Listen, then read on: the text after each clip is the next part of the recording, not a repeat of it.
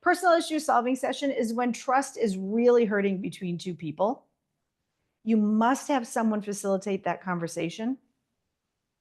And the way it starts is the two people who are having the issue share 3 strengths and 3 weaknesses of the other person.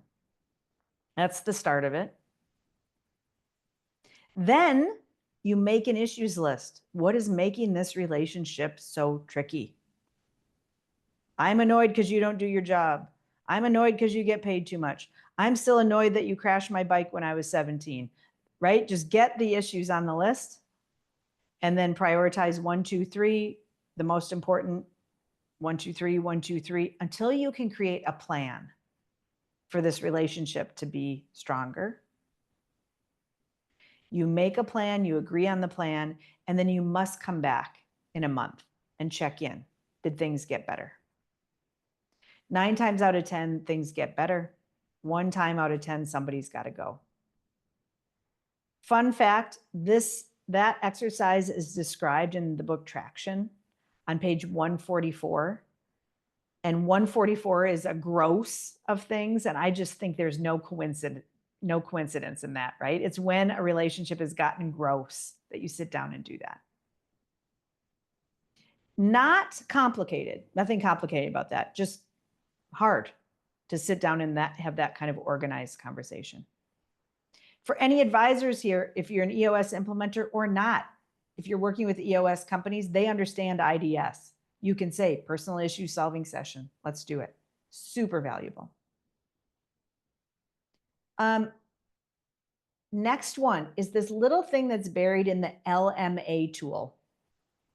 It talks in management about communicating well, and it talks about your question to statement ratio.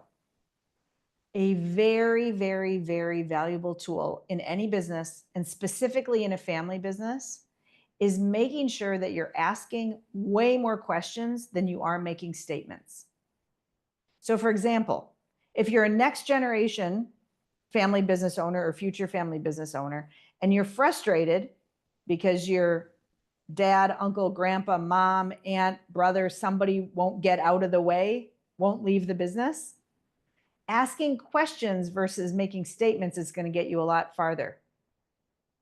Questions like, what do you need to see in me to believe I can run the business? What do you need to see happen to believe that you don't have to come back or call in from Arizona?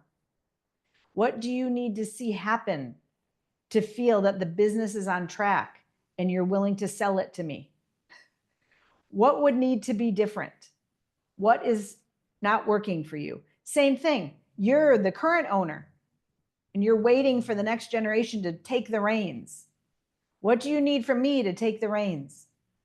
What kind of training do you feel you need? What are you missing? I said I thought this was the right direction. You don't agree. Help me understand. Again, just asking a lot of questions. This is not that these are tools that were just made for family businesses. These are tools made for any business. These are just the uncelebrated, the lesser pointed to tiny little tools that I think go a million miles in family business, and they go a million miles beyond the business circle. They're so helpful in the ownership circle, and they're so helpful in the family circle as well.